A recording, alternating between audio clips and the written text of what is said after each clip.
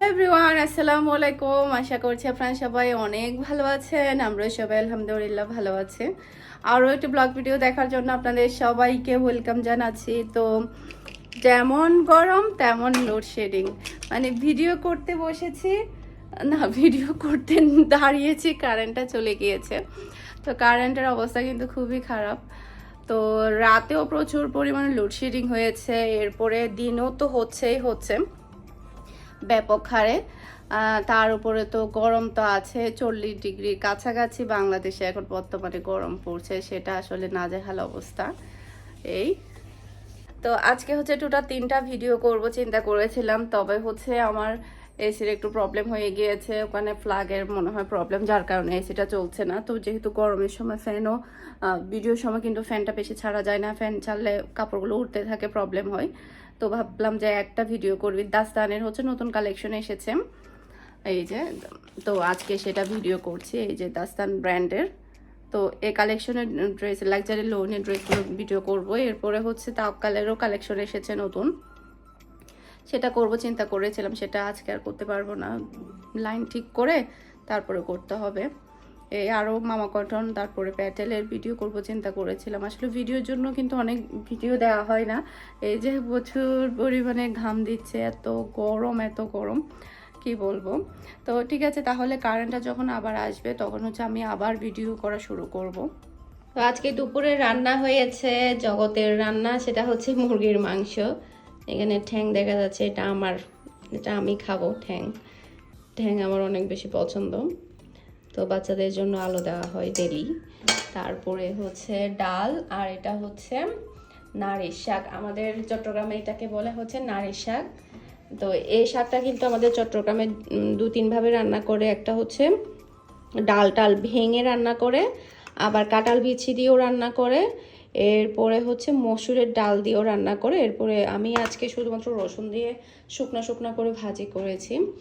আর এটা হচ্ছে সকালের আলুর সাথে, মানে রুটির সাথে যে ভাজিটা খাওয়া হয় সেটা। তো অল্প একটু বেঁচে গেছে, সেটা খেয়ে ফেলবো। আর এখানে অল্প হচ্ছে কোরাল মাছ আছে, মানে আগের আর কি। তো মানুষ কম হওয়াতে দেখা যায় কি, রান্না করি না কেন সবই রয়ে যায়, এরকমটাই হয়। তো সন্ধ্যার পরে হচ্ছে আমি এখন বের হচ্ছে, আমার রুমের জন্য একটা ফ্যান কিনতে হবে, কারণ আমার রুমের ফ্যানটা অনেক বেশি স্লো। তো স্লো হওয়ার পরে আমি দোকানে বলার পর আমাকে একটা, মানে সামনের ডাইনিং রুমেরটাও স্লো। তো এরপরে কি একটা যেন দিয়েছে লাগানোর জন্য, ওটা আমি লাগিয়েছিলাম। ওটা লাগানোর পরে 2-3 দিন একটু হাই স্পিডে চলেছে, এরপর আবারও স্লো হয়ে গিয়েছে। যেহেতু গরম বেশি, আসলে মোটেও থাকা যাচ্ছে না, ভাবলাম যে আর একটা নতুন ফ্যান কিনে ফেলি, ওটার পিছনে আর না পড়ে থাকি। এমনিতে দেখা যায় কি, কোনো একটা জিনিস যখন একটু খারাপের দিক দিয়ে যায়, ওটাকে যতই আপনি মেরামত করুক না কেন, আগের পর্যায়ে কিন্তু ফিরে আনা যায় না, এটা হচ্ছে কথা।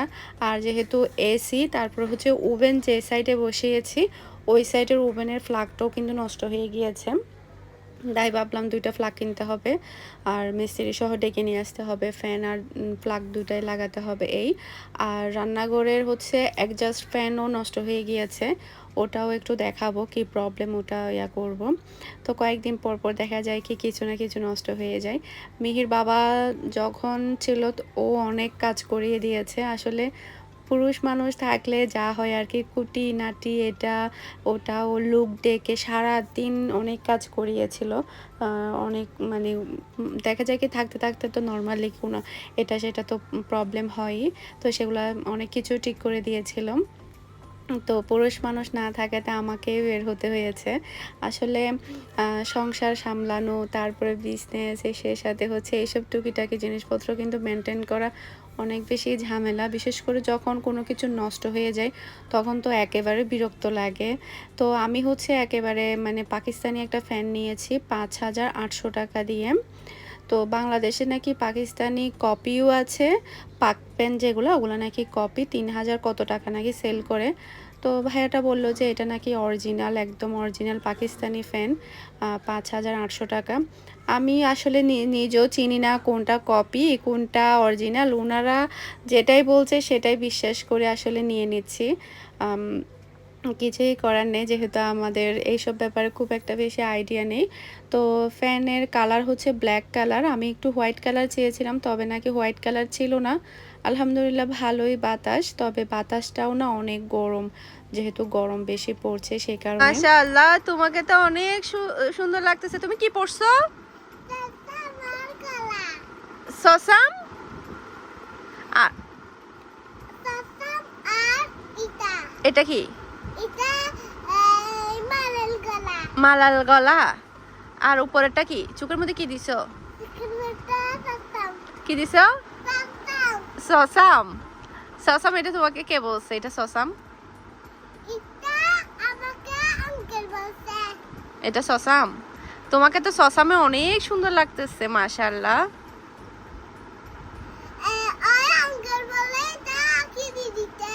কিনে দিতে? মালাইটা কে দিছে তোমাকে? বাবা? কোন বাবা? সুতো আব্বু কে? সুতো আব্বু কে আবার?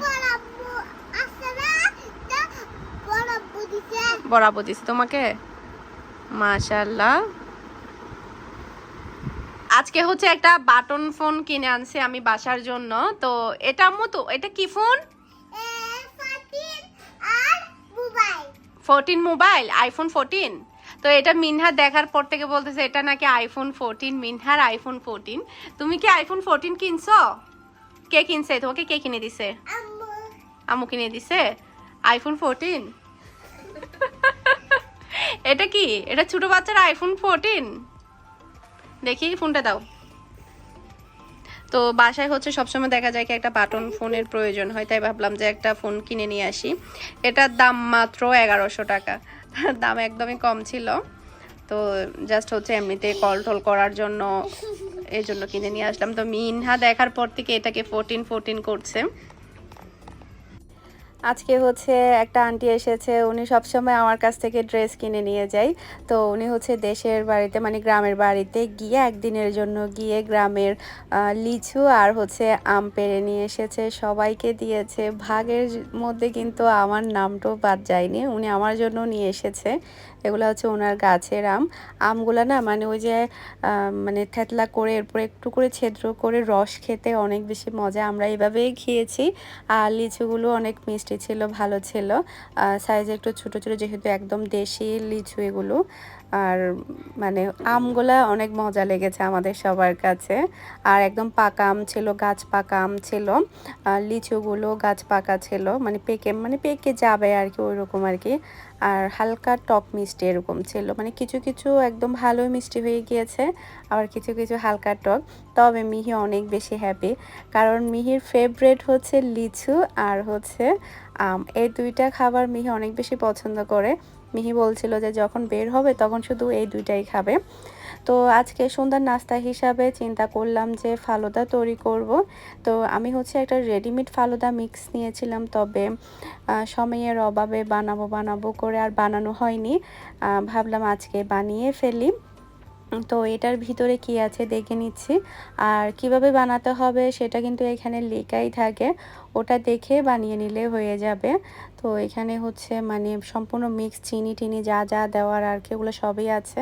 আর দুইটা হচ্ছে জেলির প্যাকেট পেয়েছি, দুইটা জেলি কিভাবে বানাতে হবে সেটাও লেখা আছে। আর এটা হচ্ছে ম্যাঙ্গো ফ্লেভার ফালুদা মিক্স, মূলত হচ্ছে কয়েকটা ফ্লেভারে থেকে থাকে, আপনারা চাইলে নিতে পারেন, ট্রাই করতে পারেন। আর খুবই ইজি ডেজার্ট হিসাবে তো একেবারে পারফেক্ট একটা ডেজার্ট, মেহমান আসলেও কিন্তু আপনারা ঝটপট এটা বানাতে পারবেন। আর দেখতে তো অনেক বেশি আকর্ষণীয় লাগে, আর খেতেও মাশাআল্লাহ দুর্দান্ত।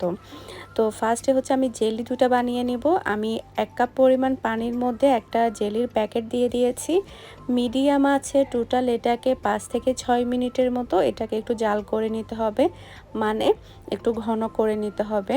ম্যাক্সিমাম হচ্ছে 1 কাপ যদি আপনি দিয়ে থাকেন সেটাকে হাফ কাপ করে নিতে হবে, এটাতেই মানে ইয়া করলে ভুজা যাবে। এরপরে হচ্ছে একটা পরিষ্কার বাটিতে আমি জেলিটা ঢেলে নিচ্ছি, এরপরে ফ্রিজে আমি রেখে দিব প্রায় 10 থেকে 15 মিনিটের মধ্যে জেলিটা কিন্তু জমে যাবে। তারপরে হচ্ছে ডেকোরেশন যখন করব তখন হচ্ছে এটা দিয়ে সাজিয়ে নেওয়া যাবে।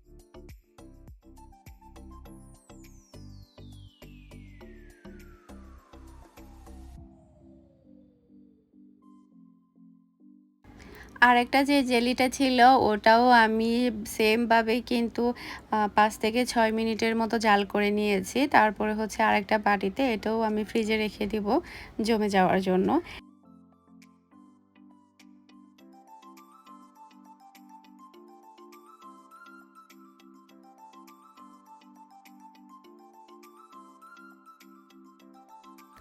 তো এখানে হচ্ছে আমি পাত্রর মধ্যে টোটাল ১ লিটার পরিমাণ তরল দুধ নিয়ে নিচ্ছি। তরল দুধটাকে খুব বেশি জাল করতে হবে না। জাস্ট হচ্ছে একটু যখন বরফটা যখন ছেড়ে যাবে, যেহেতু আমার এটা বরফ করা ছিল, আপনাদের এটা যদি বরফ করা না থাকে সেক্ষেত্রে আপনারা একসাথে মানে ফালুদা মিক্সটাও দিয়ে কিন্তু জাল করে নিতে পারবেন। তবে যেহেতু আমার এখানে বরফটা ছাড়িয়ে গেলেই তারপরে হচ্ছে ফালুদা যে আরেকটা মিক্সের যে প্যাকেটটা আছে ওটা আমি এখানে দিয়ে দিব। তো এখানে হচ্ছে আমি চুলাটা অন করে দিলাম। এরপরে বরফটা একটু ছাড়িয়ে নিব, মানে যেটা চাকা হয়ে আছে ওটা আর কি, ওটা একটু ছেড়ে গেলে তারপরে হচ্ছে আমি ফালুদা মিক্সারটা আমি এখানে অ্যাড করে দিব।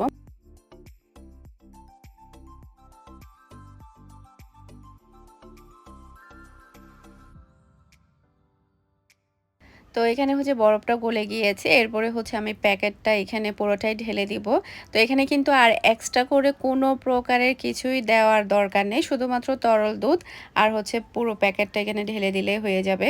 আর চুলাটাকে অবশ্যই আপনারা মিডিয়ামে রাখবেন, কারণ এগুলা একটু সেদ্ধ হতে টাইম লাগবে। চুলাটাকে মিডিয়ামে রেখেই কিন্তু এটাকে কুক করে নিতে হবে। মানে এখানে সাবুদানা, তারপর হচ্ছে নুডলসের মতো আর কি যেন আছে সেগুলা কুক হওয়া অবধি কিন্তু এটাকে মিডিয়ামে রেখে কুক করে নিতে হবে। আর কুক হতে হতে দেখা যাবে কি এটা ঘন হয়ে যাবে। আর যখন এটা আপনারা ফ্রিজে রাখবেন তখন কিন্তু এটা আরও বেশি ঘন হয়ে যাবে।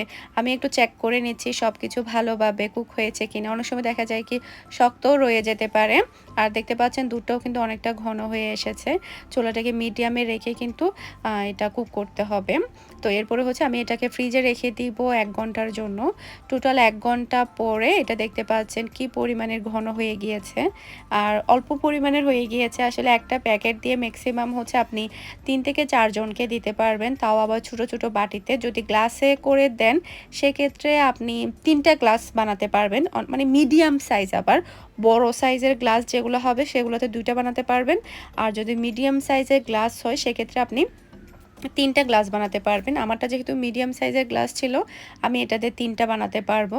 তবে গ্লাসে তো অনেক বেশি হয়ে যায়, তো ওগুলো তো আসলে মিষ্টি জাতীয় খাবার খাওয়া হয় না। সেক্ষেত্রে আমি ২টা বাটিতে করব আর একটা গ্লাসে করব। আর আপনারা চাইলে ছোট ছোট বাটিতেও দিতে পারবেন মেহমানদেরকে, সেটাও কিন্তু ভালো লাগবে। এরপরে হচ্ছে জেলিটাকে আমি টুকরা করে কেটে নিয়েছি। অর্ধেক পরিমাণের আমি এখানে ফালুদা দিয়েছি, তারপরে জেলি দিয়েছি, এরপর আবার ফালুদা দিচ্ছি। আর যেহেতু এটা আমার ম্যাঙ্গো ফ্লেভার তাই আমি ম্যাঙ্গো আইসক্রিম আনিয়েছি। আইসক্রিম সহ খেলে অনেক বেশি মজা লাগে। আইসক্রিম ছাড়াও কিন্তু খাওয়া যায়, এমন না যে আইসক্রিমটা দিতেই হবে, তবে খেতে পারলে ভালো। আর চাইলে আপনারা এখানে বরফ কুচি দিয়েও ঠান্ডা ঠান্ডা পরিবেশন করতে পারবেন। যেহেতু এটা এমনিতে আগে থেকে ফ্রিজে রাখা হয়, সেটা কিন্তু যথেষ্ট ঠান্ডা হয়। এরপরে হচ্ছে ছোট ছোট যে বাটিগুলো থাকে সেটার মধ্যেও কিন্তু আমি 2টা করে নেব। মিনহা ঘুমিয়েছে, মিনহার জন্য করতে হবে না। আমি, মিহি আর হচ্ছে আমার বাসার হেল্পিং হ্যান্ড, তো আমাদের ৩ জনের জন্য আমি বানিয়ে নিয়েছি। ছোট ছোট বাটিরগুলো না দেখতে আরও বেশি কিউট লাগছে গ্লাসের চাইতে। তো বাটিরগুলো দেখা যাচ্ছে আরও বেশি আকর্ষণীয়। তো মাশাআল্লাহ লুকটা কিন্তু অনেক বেশি সুন্দর হয়েছে। আর খেতে আপনারা বানালে বুঝতে পারবেন কত বেশি মজা। আপনারা কিন্তু বাসায় অবশ্যই ট্রাই করবেন। খুবই সহজ, একেবারে পান্তা ভাতের মতো বানানোটা। যেহেতু এগুলো রেডিমেড থাকে, সব কিছু দেওয়াই থাকে, শুধু বানানোটাই। তো ট্রাই করে দেখছি কেমন হয়েছে। আর আইসক্রিমের সাথে খেতে অনেক ভালো লেগেছে, বিশেষ করে ম্যাঙ্গো ফ্লেভার যেহেতু, আর সাথে ম্যাঙ্গো আইসক্রিম, দুইটার কম্বিনেশন কিন্তু একেবারে খাপে খাপ মিলে গিয়েছে। তো সবাই ভালো থাকবেন, সুস্থ থাকবেন। তো ফালুদার রেসিপিটা কেমন লেগেছে আমাকে কিন্তু কমেন্ট করে জানাতে একদমই ভুলবেন না। আর যেতে যেতে ভিডিওর মধ্যে একটা লাইক দিতে ভুলবেন না। আজকের মতো বিদায় নিয়ে নিচ্ছি। আসসালামু আলাইকুম, আল্লাহ হাফেজ।